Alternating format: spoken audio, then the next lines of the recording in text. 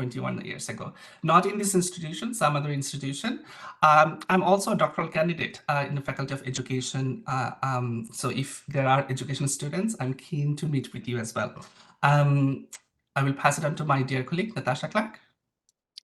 I'll certainly introduce myself, but I also just want to take note that our other wonderful colleague, Panis Sarami, is not joining us here today, but only because she's busy meeting with our current students with their immigration questions. So we round out our immigration advising team with the three of us. We all are regulated Canadian immigration consultants or regulated international student immigration advisors.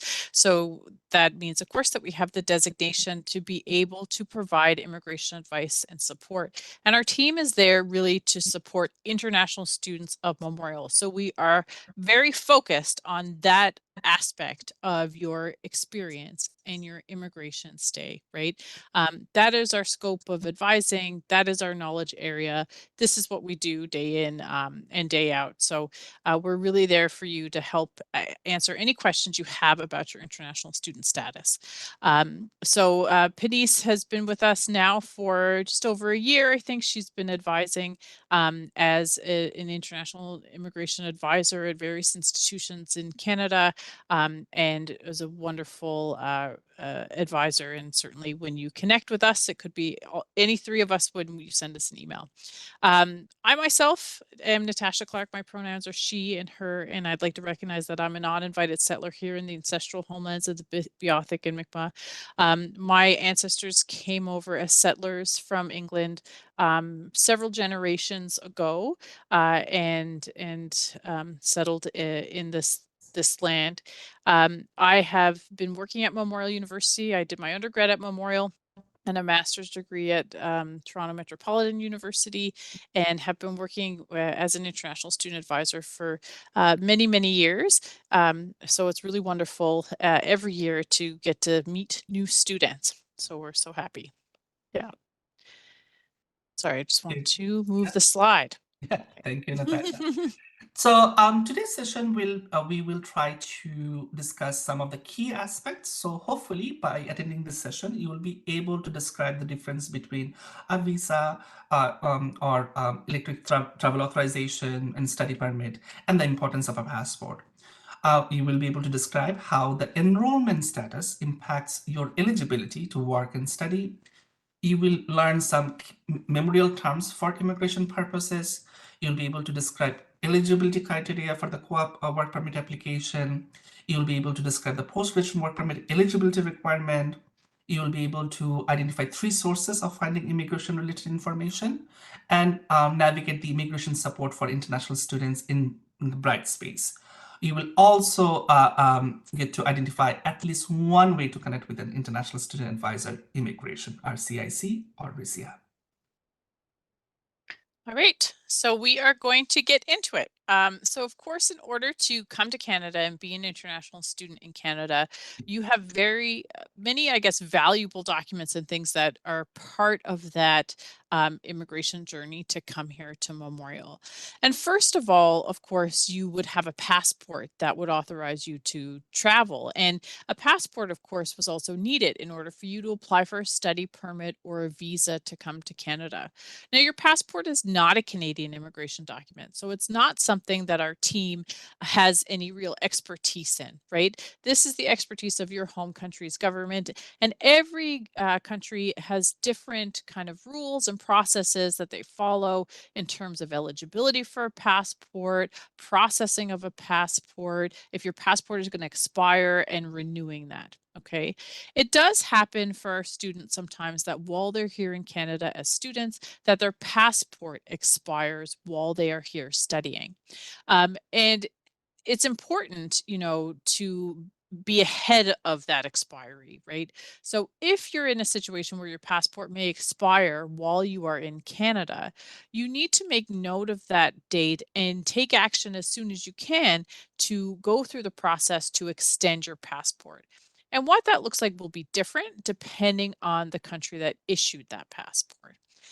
Most countries would have representation here in Canada, either through a high commission, an embassy, or a consulate.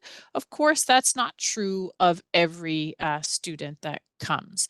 But there may be a connection through perhaps an office in the United States or information even from just your home government country's website. So if you have a country representative here in Canada, part of their role here in Canada is to support the citizens of their country that are residing in Canada. So many will have information on their websites and about what is needed and the process to go about getting a new passport. Some individuals actually may have to travel to another province in Canada to visit that High Commission or embassy to make the application. Some can do it all through postal services and online applications and that sort of thing. So we just want to recognize that your passport is a very important document. Although not a Canadian immigration document, you need to know its expiry and make sure you take action to extend it if needed while you are in Canada. And a great place to start is your home country's representative, if there is one here in Canada. And your passport was needed, of course, before you could even start your Canadian immigration journey. And if you were admitted to Memorial to come to study, then you would have likely had to apply to a Canadian visa office outside of Canada to come to Canada and to apply for a study permit, I should say. There are some cases where a study permit may not be needed to study in Canada, but the majority of our students will have a study permit. We do have some students who may be coming for like a short term English as a second language study program, or students who are here on exchange for a semester. There are situations where one can enter Canada without a study permit and complete those short programs. But for any student who has been admitted to a degree seeking program, you certainly would need a study permit to study in Canada. So what you applied for would have been a study permit if you needed a study permit. But if that study permit application was successful, what you would receive is a letter that says that your application for a study permit has been approved. And that's called a letter of introduction or an LOI. Along with that, or even prior to getting that LOI, if you are from a visa requiring country, as part of your study permit application process, you would have received a request to mail your passport through the Visa Application Center so that a visa could be affixed in your passport. And if you're from a visa requiring country, this is what the visa would look like. It's a counterfoil in your passport. So this visa is called a temporary resident visa. It is not what authorizes you to study. Rather, it is what authorizes you to seek entry to Canada. And you need this visa if you've been approved for the study permit, because when you come to Canada, you will present this visa at the port of entry, along with that study permit approval letter called an LOI or letter of introduction. And it's at the port of entry. So the first Canadian port of entry, likely an airport that you arrive in. When you go through borders and customs there, you will present your visa, you will present your letter of introduction, and it is there that that officer, perhaps after asking you several questions, wanting to verify some documents, will then issue your study permit. So it's really important to make the distinction between the visa and the study permit. So we wanted to show you a visual representation of what a visa looks like, okay? And generally it's a multiple entry visa, although maybe not true for everyone, meaning you can seek entry to Canada many times during its validity. So it'll have an issue date, it'll have an expiry date, and so that means you can request entry to Canada many times during that period. Hopefully for the period that you're a student here, if you needed to travel home or go somewhere else, it's important that when you're coming back into Canada that you have a valid visa and also a valid reason for coming back to Canada. So if you're from a visa requiring country, you do need a visa to enter Canada. There is one exception. If you happen to be in Canada and decide you want to make a visit to the United States and you go from Canada to the US and directly back into Canada, then you don't need a visa as long as you have a valid study permit to seek entry. But any other travel that you may want to make, you would need to have a visa. Now, we do, of course, have students who are from non-visa requiring countries. And if you're from a non-visa requiring country, when you apply for your study permit, you will, if that's approved, you'll be granted what's called an ETA, which is an electronic travel authorization. And for our non-visa requiring students, we can't show you an ETA because it's electronic. It's electronically linked to your passport, but you can check on the Immigration Canada website to see if you have a valid ETA if necessary. And it should also be noted is that if you're a citizen from the US, you actually do not require either an ETA or a TRV. Okay, so we've talked about your passport. Of course, that's also needed for international travel. And for you to enter Canada, you need your TRV, or if you're from a non-visa requiring country, you need an ETA, unless you're a citizen of the US. But this is not a study permit. It doesn't authorize you to study. It just authorizes you to enter Canada. Arif.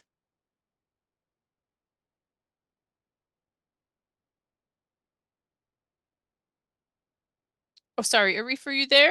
Or do you want me to take this over? It's just that I am using my computer from home and I'm not very good at clicking on here. Sorry about that. So quiz one. Now, the way we play these quizzes is a FIFA style. So it's a country base. I will give a statement. You have to tell me if it's true and false. And when you say that, you will have to say true or false, and in the bracket you have to write the name of your country. Now, if your country's name is too big, you can do a short form, and whoever answers the first, that country gets the point. Whichever country wins the quizzes at the end gets a prize from Natasha. I don't know what it is, but Natasha will decide.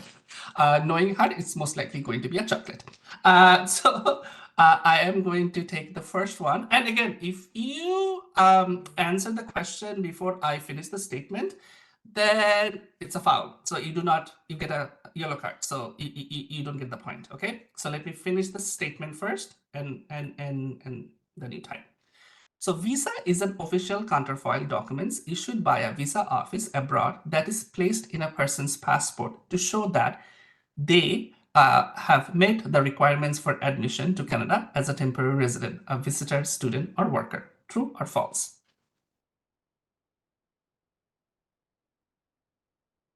True. I see somebody saying true. Correct. It's true. And this one goes to Nigeria because the first person who gold did not put their country's name. So it goes to Nigeria. Excellent. Excellent, excellent, excellent. Nigeria 1, everybody else 0. Okay, next one. You can enter Canada with an expired TRV. True or false? False. Anybody else? False. Excellent. So Nigeria, it's false. So Nigeria 2, everybody else 0. Now, next one. Visa authorizes international students to work on or off campus. True or false?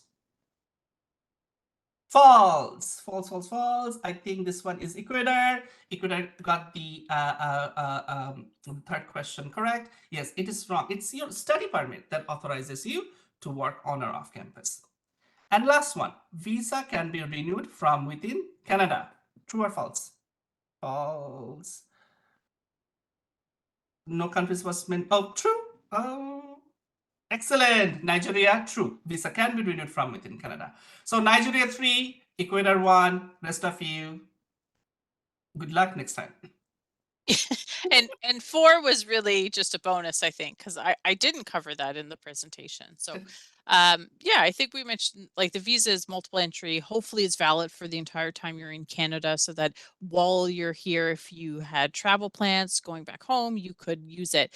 But if it happens to expire while you're here as a student in Canada and you have a valid study permit, you can apply for a new visa from inside of Canada so that then you make sure you have a visa with you before you travel. And that's something that we can help you with and advise you on. All right. Awesome. And in terms of maybe what the prize will be, I'll continue to think about that because that was a surprise to me as well throughout the presentation. All right. So moving on. So we've talked a bit about your study permit, and your study permit is something that most students would have to apply for from outside of Canada before coming to Canada, but it's actually not issued until you enter Canada. But before you travel, you need to make sure you have your study permit approval called a letter of introduction or an LOI. So along with the return of your passport, which will have either the visa or the ETA, you must wait to come to Canada until you have that letter that approves your study permit called the LOI. And that LOI will have a date by which you need to seek entry to Canada. That LOI will also indicate on it if you required a medical exam as part of your study permit application when that expires, because those things both need to be valid when you're seeking entry to Canada. And then once you come and present yourself at the Canadian Port of Entry, you show that LOI to the border officer. They could ask you for additional information or things to confirm, your enrollment and admission to Memorial. And then after perhaps 0 questions, some questions, they will hopefully then issue you this study permit. And so the purpose of the study permit is to authorize you to study in Canada. And also it may authorize you to work if you're eligible. Okay. Um, the study permit is your status document. So while you are here in Canada, it is very important to make sure that your study permit remains valid. So the very first thing you want to notice about your study permit is the expiry date, and you want to remember that. And if you're not done your studies, you'll want to take action many months before to apply to extend your study permit. And when the study permit is issued to you at the port of entry, before you kind of exit that immigration and customs area, have a look at it, right? Make sure some things are hopefully correct in terms of your name, your date of birth and that information. And have a look at the section that says conditions. Okay. There can be different things that are put in here. One of the main ones that will be important to our students is that it should say something like may accept employment on or off campus if eligible. And it'll reference some other things. We'll talk about, your work authorization as a student in a little bit. But it is important, if you want to be able to work maybe part-time, if you're eligible, that condition is there. So reviewing it when you're at the within the immigration and customs area, you may be able to say, I think this may be a mistake. Now, not always can the border officers make those corrections, but you can certainly ask about it and do so, in a polite way, and of course respect whatever answer they provide. And then if you have concerns once you get here, we can help to advise you on those things. But it's important to look at your study permit to make sure you read the conditions, you understand them, and to know the expiry date on that document. All right, Arif. Excellent. So now Nigeria is winning. Nigeria has 3, Ecuador has 1. So start. Everybody ready? Okay. 1. Study permit allows you to enter Canada. PL, you are disqualified. False, Nigeria. Oh no, false, Ecuador. Ecuador gets 2, 2. Ecuador gets 2. Study permit doesn't allow you to enter Canada. It is the visa that you need to be able to enter Canada. There is an exception The exception, if you have valid study permit and valid US visa, and you go to USA and come back without going to a third country, then it is allowed. But other than that, you will always need a valid visa if you are from a visa country to enter. And if you are from an ETA country, then you will need a valid ETA, which is generally valid for during the duration for your study permit. So Ecuador 2, Nigeria 3.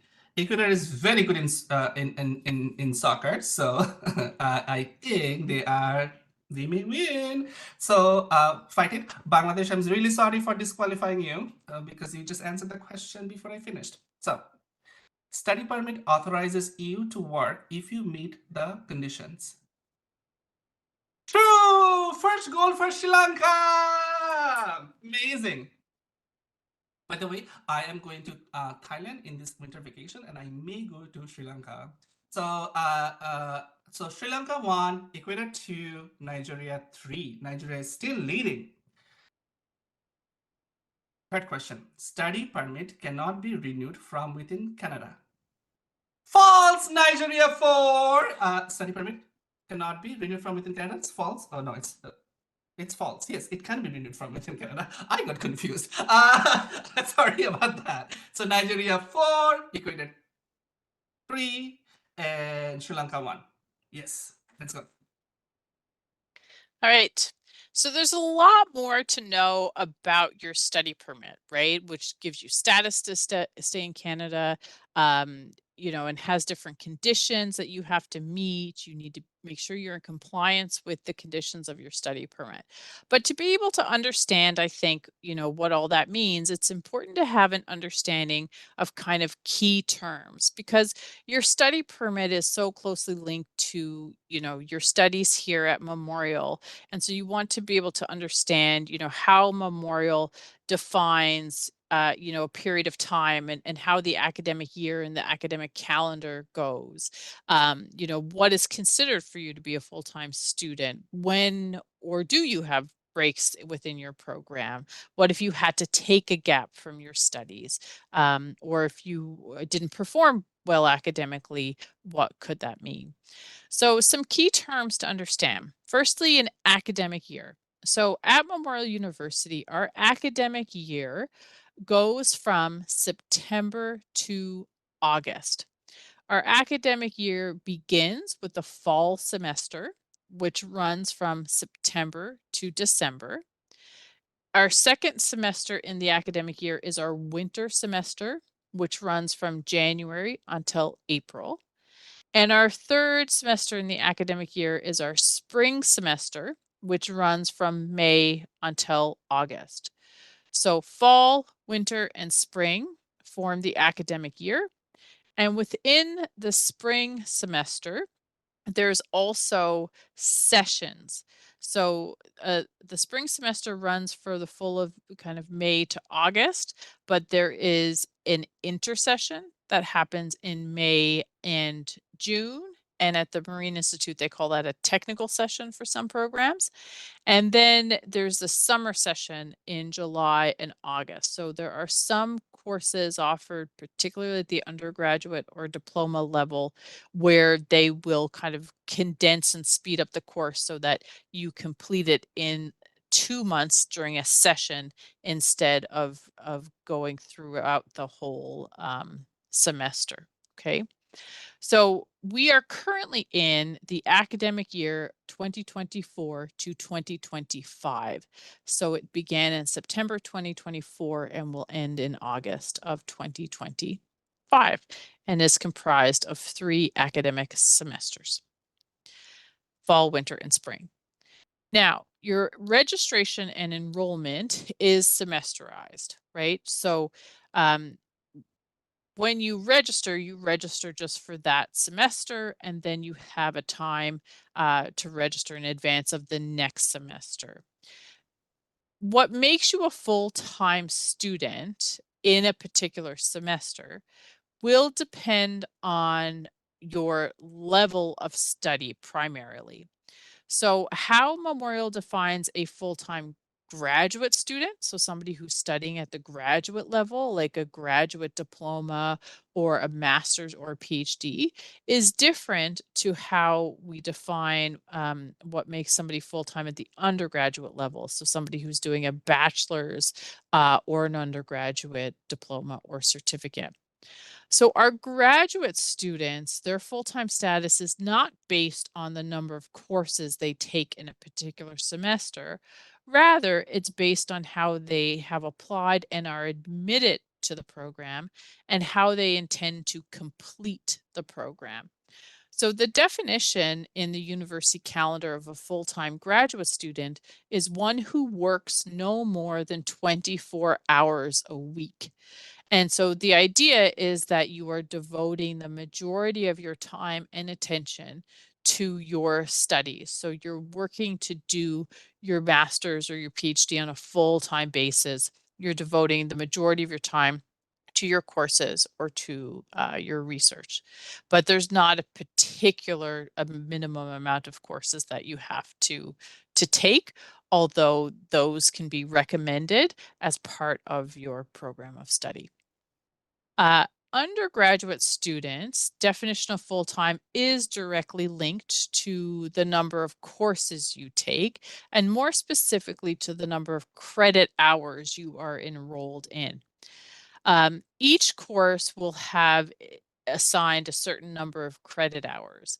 Most courses at the undergraduate level are 3 credit hours, although there are some courses that are less than that. So, full time status for an undergraduate student is defined as a minimum of 9 credit hours in a semester or a minimum of 5 credit hours in a session, like our intersession and summer session, which happens in the spring. 9 credit hours typically means 3 courses if each course is 3 credit hours. Okay. So that would be a minimum that you would have to be full-time student at the undergraduate level. If you're registered for less than that, you're actually a part-time student. And for graduate students, if you are applying and doing your program part-time because you're actually like a full-time worker or something like that, that's how part-time is defined.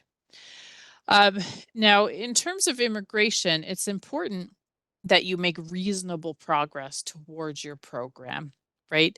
And if you've been admitted, for example, to a 4 years Bachelor of Science degree, the reason that that works out to be 4 years is because uh, there's an expectation you do 10 courses a year. And generally, the expectation is you do courses in the fall and the winter, and spring can be an optional semester or a scheduled break. And the way you do those 10 courses a year, following that idea, is that you take 5 in the fall, 5 in the winter, kind of nothing in the spring, as it can be a schedule break or optional semester. Now, you can, of course, take less than 5, but still be considered a full time student, but it could take you longer to do that degree. Okay.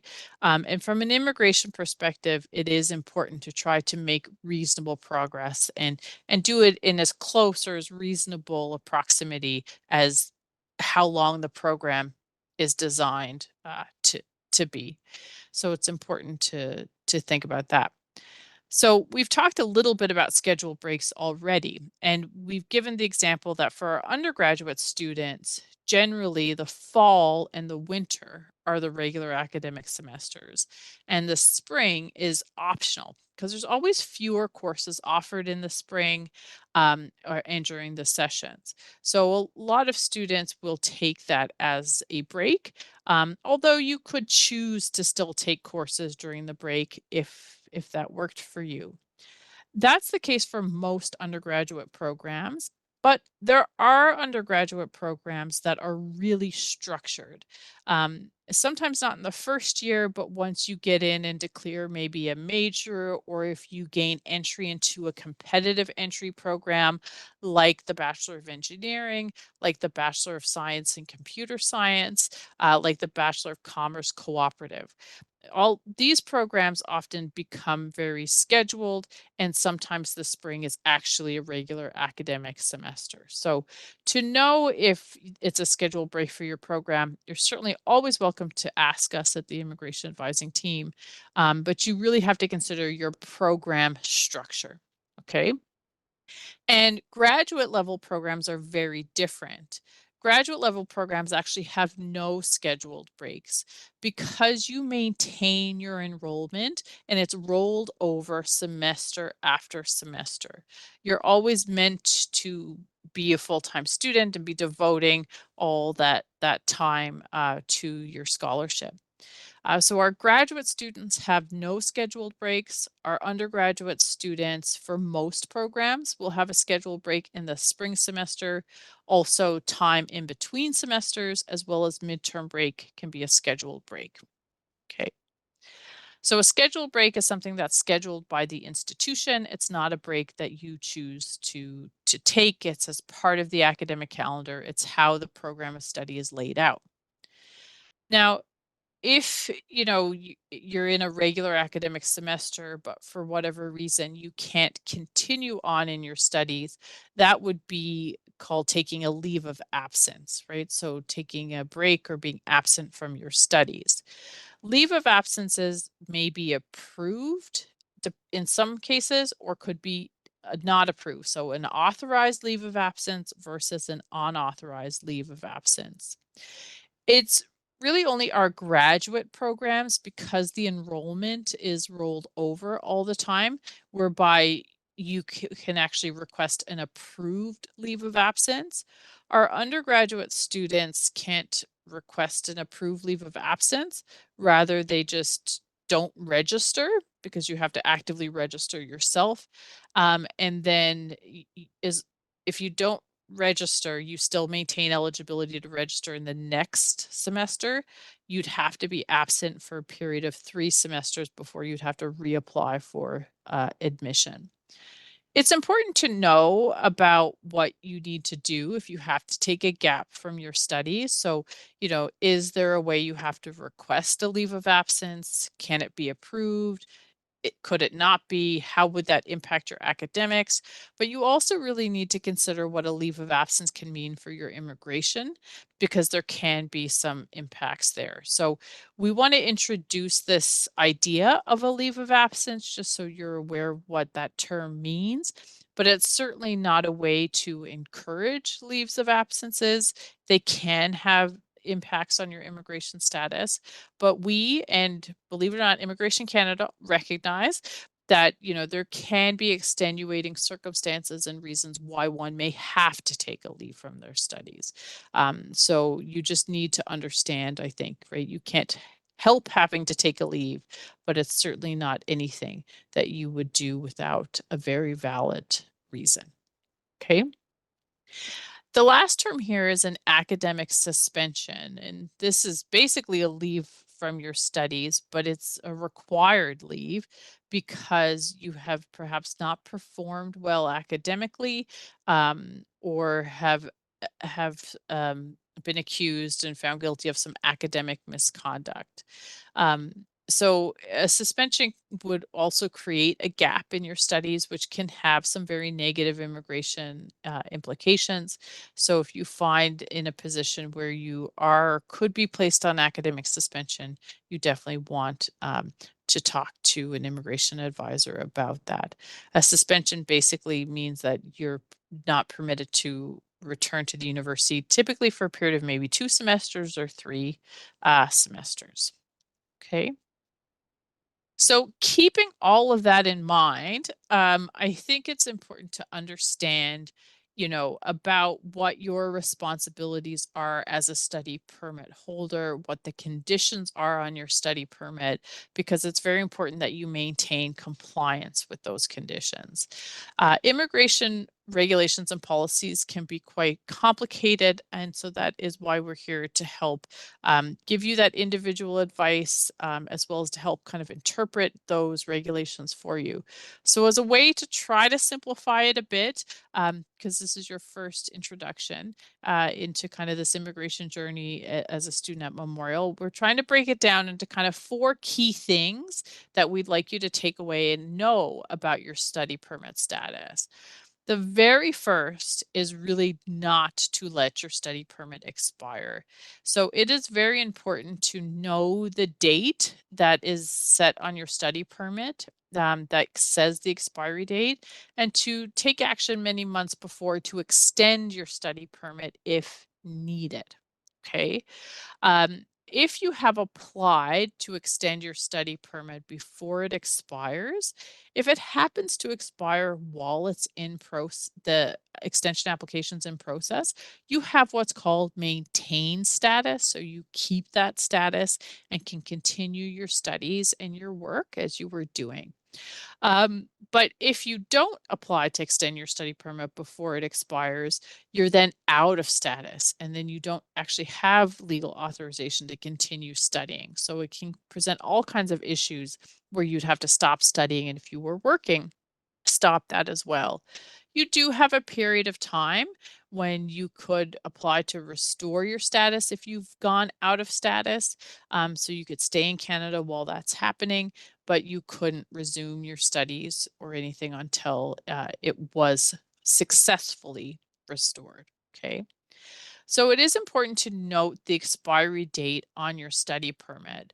But along with that, it's also important to realize that there are aspects of immigration law that could cause your study permit to become invalid even before the expiry date on the document.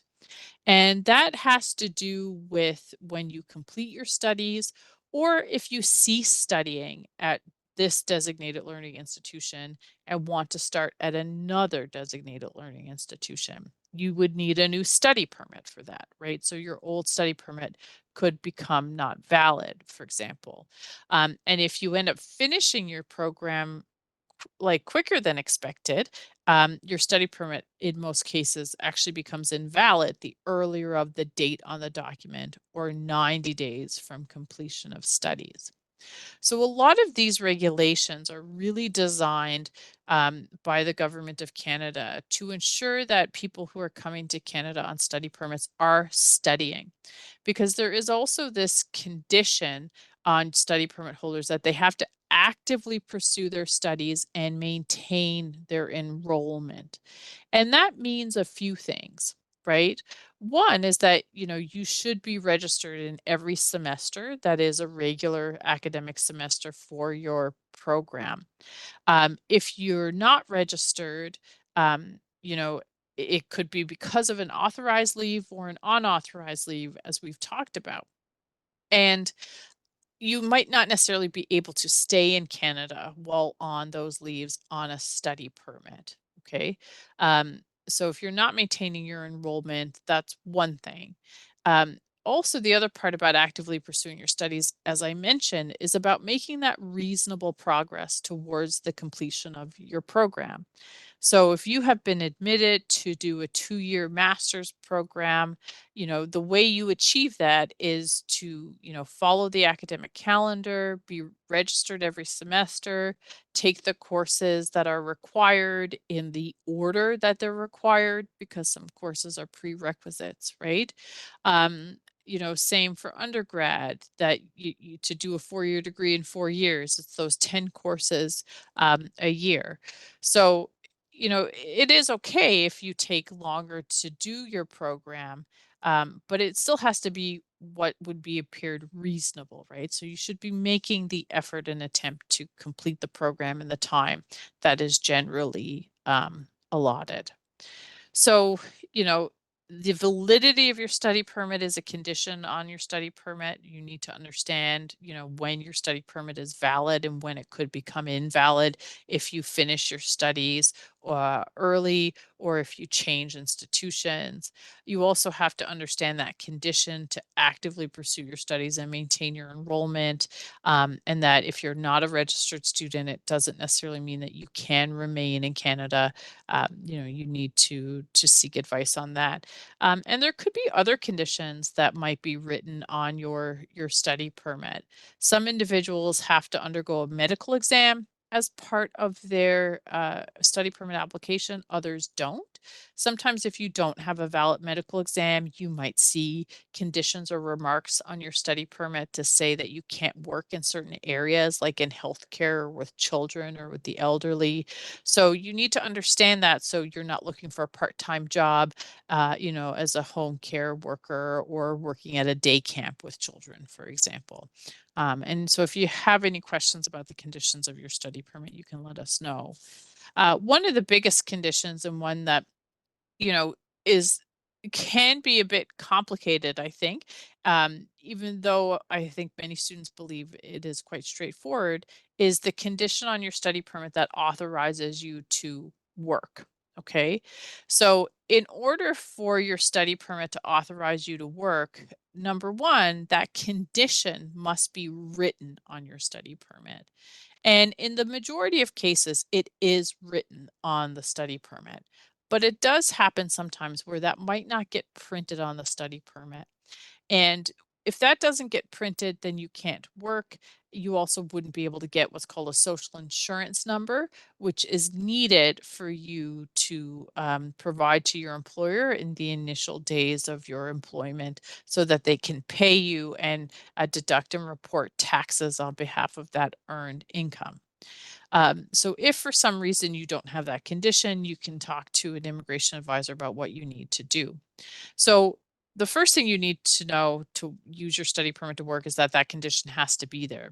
The second thing is that you have to understand what that condition means, because the condition will state that may engage in employment if eligible as per, and it actually cites a section of the Immigration Act and regulations that tell you about when you can work. So, in order to work, that act and regulation says you have to be a full time student. Okay. And you can work on campus as long as you're a full time student. There's no limit to the number of hours you can work on campus. But in order to work off campus, you still have to be a full time student, but you are limited. You're limited to 24 hours a week of work off campus during regular academic semesters, but you could work full time during a scheduled break, provided you were a full time student before and after the break. Okay, so it is scheduled breaks that are part of your program, as we discussed, and not breaks that you choose to take. So, for example, on a leave of absence or on an academic suspension, your study permit would not authorize you to work. And not every student or every program has scheduled breaks. So, for example, our graduate students do not have any scheduled breaks at all throughout their entire program. So, they will always be limited to 24 hours a week of work off campus by immigration rules. And as I've discussed, the definition of a full time graduate student is one who works no more than 24 hours a week total. And that's a university definition and regulation. So the expectation is that our graduate students aren't working that any more than that anyway, right? So it's important to understand that when it comes to your ability to work on your study permit. All right, Arif.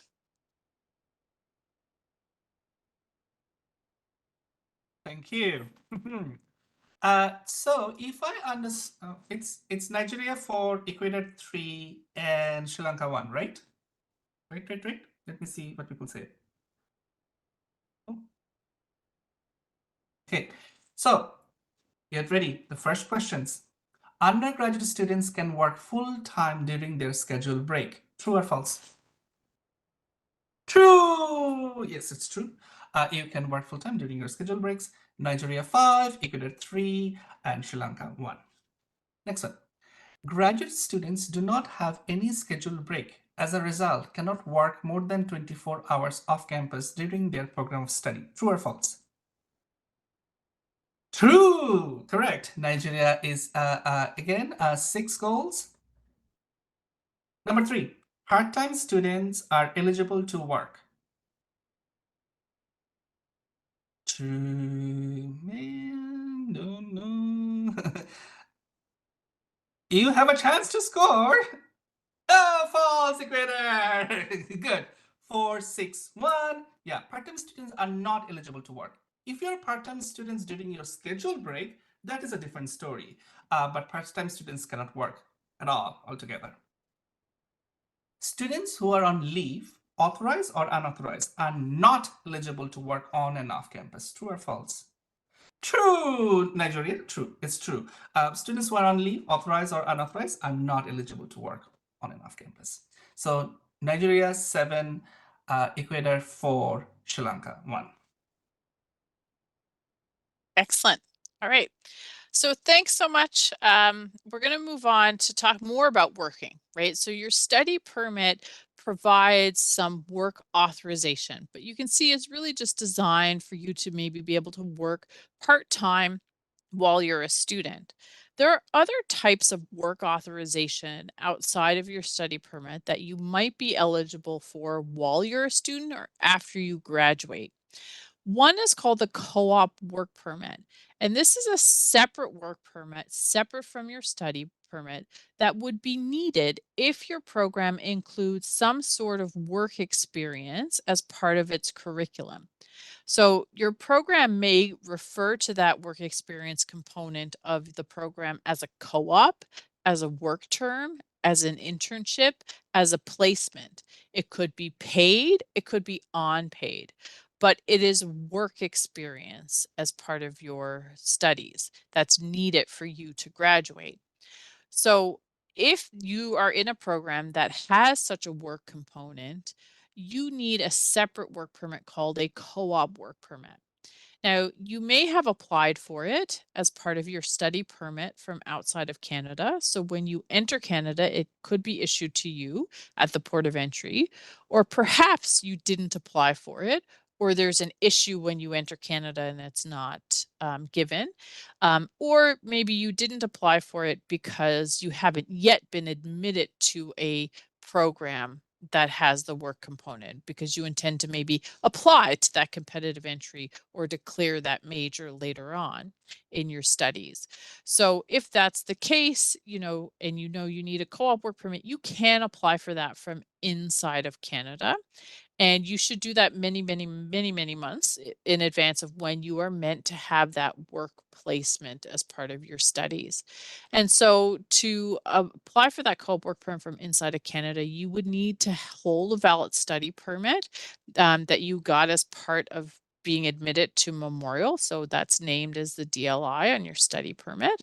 And you would also need a letter from the program coordinator or co-op office, however it's managed in your department, to be able to confirm that this work placement is a requirement for you to graduate.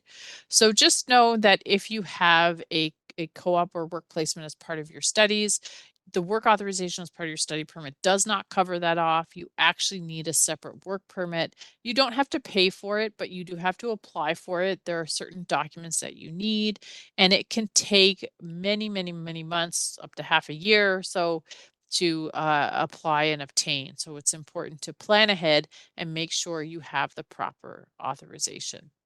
All right, another quick quiz.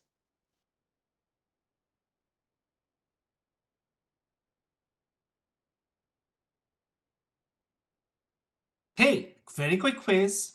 Okay, start. To obtain a co-op work permit, you must be in a program where co-op is a mandatory part of the studies. True or false? True, Nigeria. Just lost by milliseconds. Um, okay. I really wanted Sri Lanka to score this one, but I'm sorry. I have to be fair. 8, 4, and 1.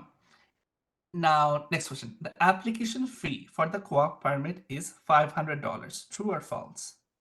False, Nigeria, right? It is actually only my partner is telling me that why I am talking like I'm in a FIFA game because I am in FIFA game. Anyhow, the application fee is 0. So to add to that is that you have all dealt with IRCC, right? So when you paid your fees, it took so long to process the application.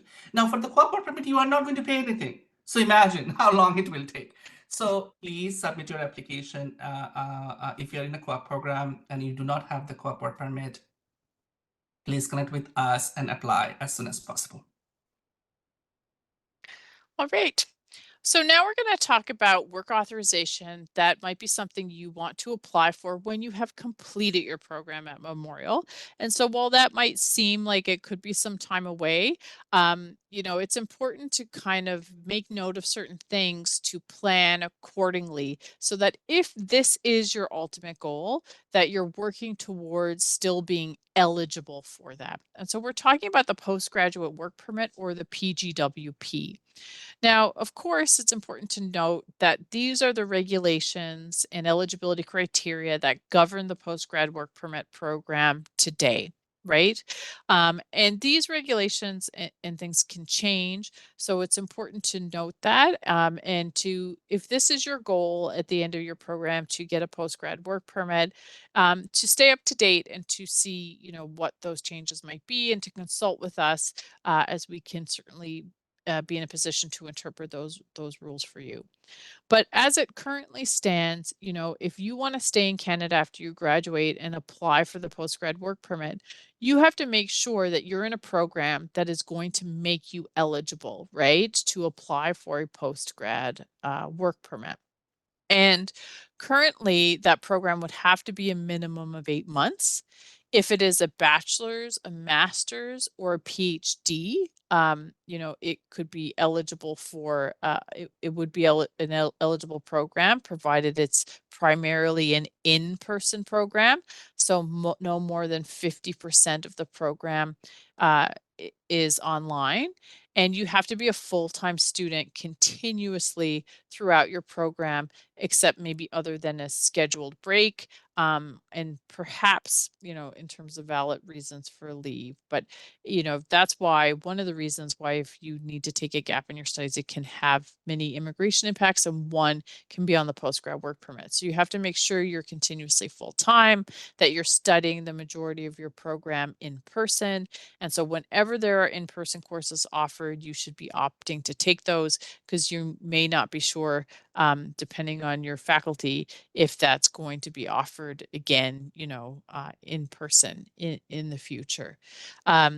So if it's a bachelor's, master's, or PhD, as long as it's primarily in person, it can be postgrad work permit eligible. For students who are completing a diploma or certificate, whether or not that program is going to be eligible for a PGWP will depend on several factors, like when did you apply for your study permit and what is the program.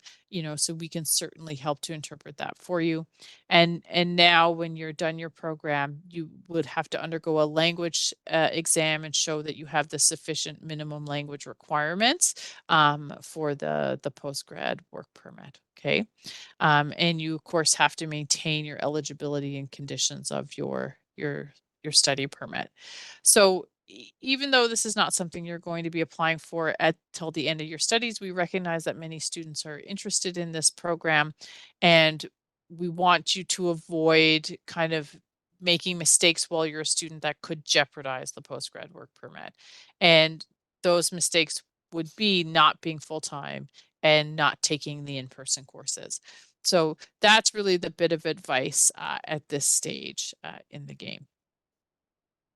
All right. Arif. Now, three questions.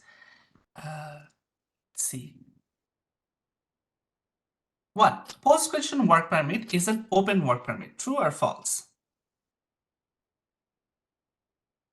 False. Post-graduation work permit is an open work permit. True, but it's disqualified. No country's name is there.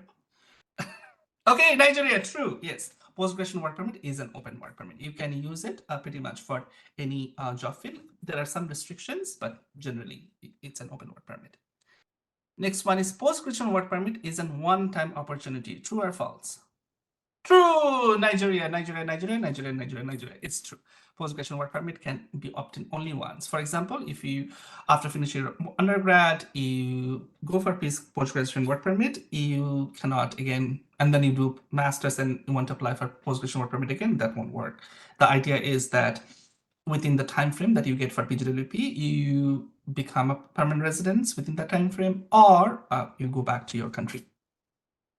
Next one is to obtain PGWP, students must be continuously full-time student except during their scheduled break and last semester of studies. True or false? Everybody, true. True. Correct. Nigeria is true. I know I wanted to give it to Sri Lanka. Sri Lanka, you replied before I finished my sentence. So sorry. So Nigeria, I don't know how much goals they have scored so far, 11 or 12, leading all the way. Okay. Pass to Natasha Clark. All right.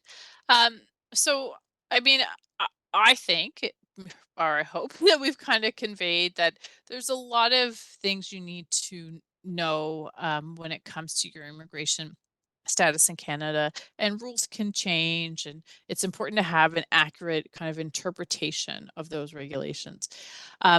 I'm also aware that there's a ton of information out there about immigration. It is in Canada specifically a very big topic that appears in the media, but because it's so important, it is also important that you have accurate information, right, to help inform you so you can make these decisions, because making bad decisions can have really severe kind of consequences.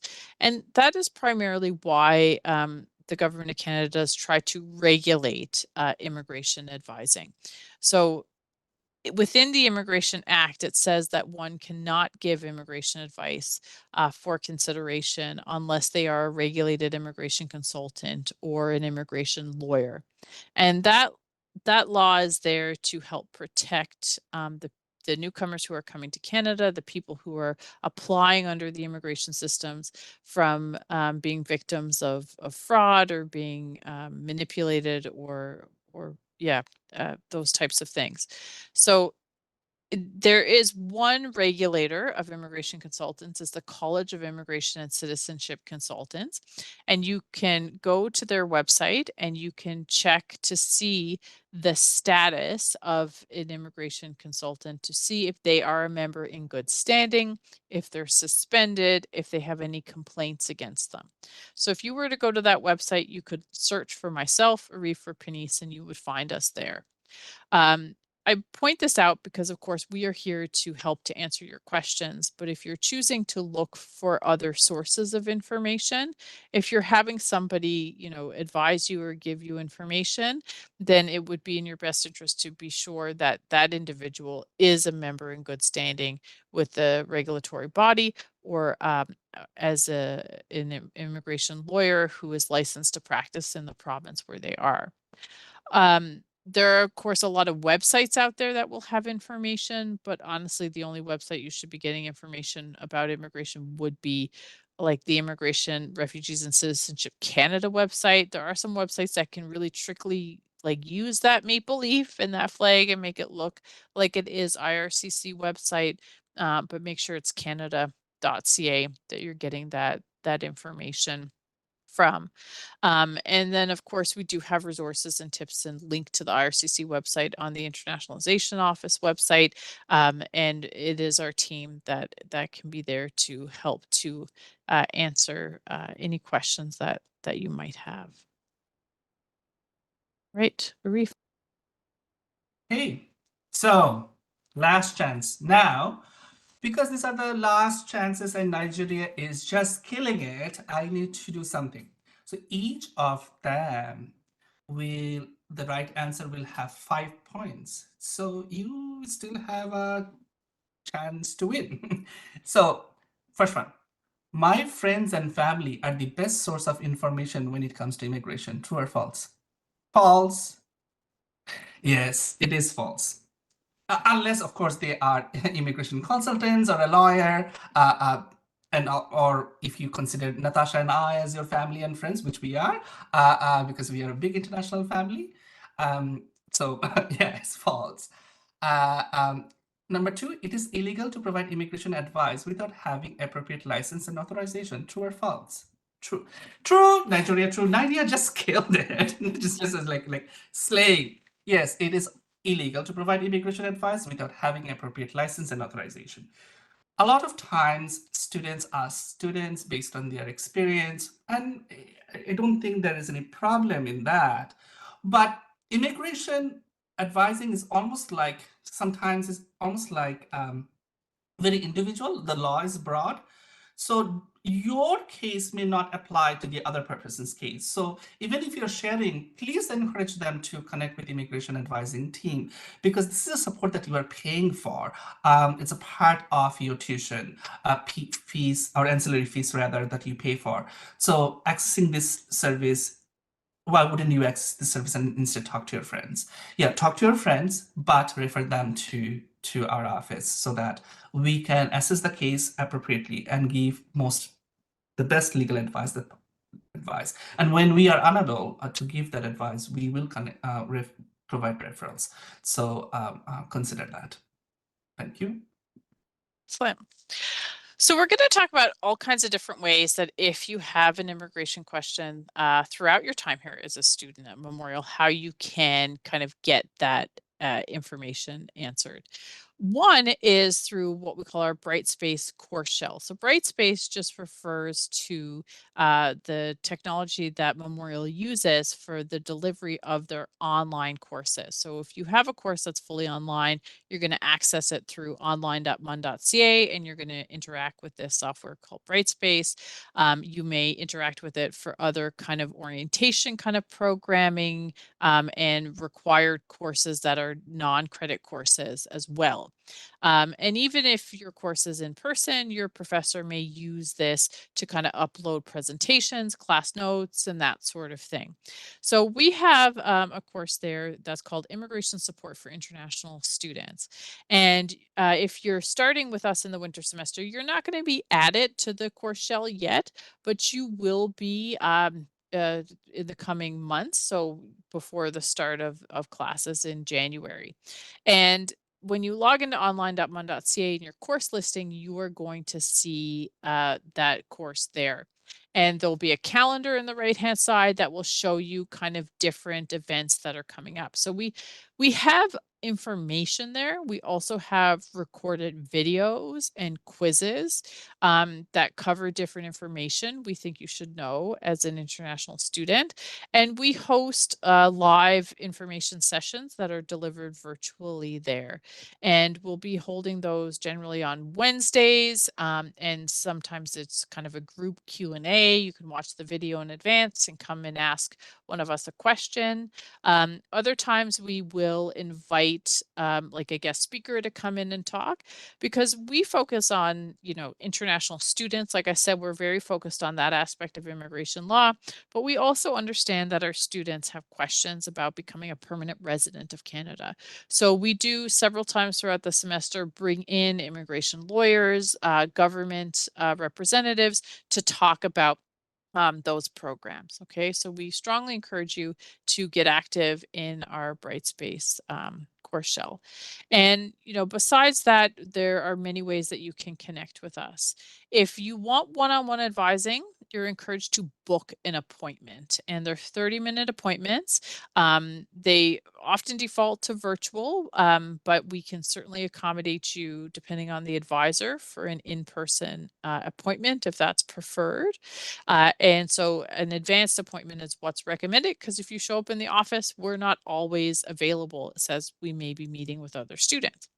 We also have throughout the week certain time slots, usually Monday, Tuesday, Thursday, and Friday from 12 to 1, where we have a virtual drop-in. So you can log into your computer at home, you can click on our WebEx waiting room, and you'll wait in the virtual lobby, and we'll admit students in the order that they appear in the lobby one at a time. So it's one-on-one advising during assigned hours throughout the week, whereby you don't need to pre-book an appointment, right? So if appointments book up, that's helpful. And we have our live sessions, like I said, on Wednesday, and we'll have lots of things in Brightspace. And you can also email us at Immigration Advising mun.ca. So we always respond to those emails within a business day. So there's kind of main points of contacts, and you might see us around at other information sessions. Maybe we'll show up at your faculty or school and have drop-in hours. So there's lots of ways that you can connect with us that way.